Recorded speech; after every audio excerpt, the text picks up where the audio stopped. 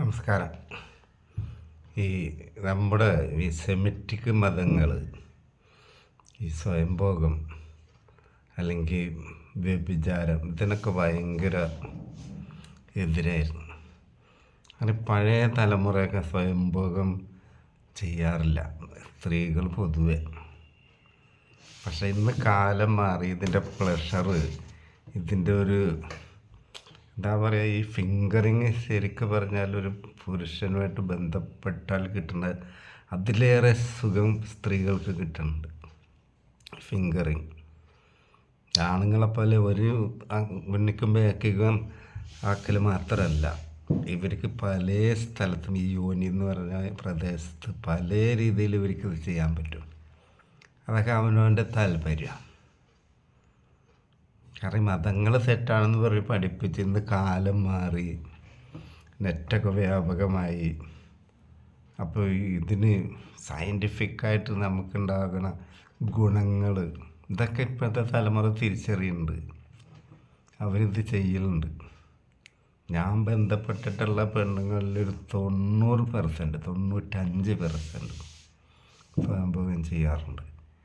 ആണിൻ്റെ ഒപ്പം കളിക്കണ അതേ സുഖം അല്ലെങ്കിൽ അതിലേറെ സുഖം അവർക്ക് ലഭിക്കുന്നുണ്ടെന്നാണ് പറഞ്ഞത്. അപ്പം എന്നോട് ബന്ധപ്പെടുക എന്ന് പറയുക വീട്ടിൽ ഭർത്താവിൻ്റെ അടുത്ത് നിന്ന് സുഖം കിട്ടാത്തതോ അല്ലെങ്കിൽ അവിവാഹിതകളോ അങ്ങനത്തെ അവരൊക്കെയാണ് ഞാനുമായിട്ട് ബന്ധപ്പെടാറ്.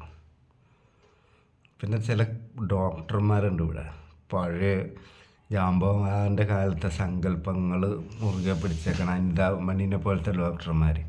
ഈ സ്ത്രീകൾ പോൺ വീഡിയോസ് കാണുന്ന അറപ്പാണ് സ്ത്രീകൾക്ക്. സ്ത്രീകളെ ഒന്നും കാണാറില്ല. അതൊക്കെ പണ്ടാണ്. ഇപ്പം കേരളത്തിൽ ഏറ്റവും കൂടുതൽ സെക്സ് ടോയ്സ് വിൽപ്പന നടന്നത് കൊച്ചിയിലാണ്. പോൺ വീഡിയോസ് കാണുന്നത് ഇന്ത്യയിലും കേരളത്തിലാണ് കൂടുതൽ സ്ത്രീകൾ.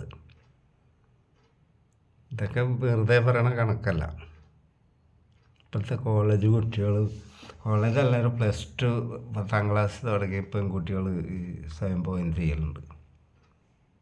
പക്ഷേ ഇവരുടെ റൂമിൽ ഇവർ പ്രൈവസി, ഇത് ഏറ്റവും സേഫായിട്ടുള്ള മാർഗ്ഗമാണ്. ഇപ്പോൾ സെക്സ് ടോയ്സ് യൂസ് ചെയ്യണമെങ്കിൽ നല്ല ക്വാളിറ്റി സാധനങ്ങളൊക്കെ വാങ്ങാൻ കിട്ടും. പക്ഷേ നമ്മുടെ ഈ നാട്ടുമ്പുറങ്ങളിലൊന്നും അത് അവൈലബിൾ അല്ല. നഗരങ്ങളിൽ പറ്റും. ഓൺലൈൻ ബുക്ക് ചെയ്ത് കഴിഞ്ഞാൽ ആരെ കൊണ്ടെങ്കിലും മേടിപ്പിക്കുകയെങ്കിലും ചെയ്യാം.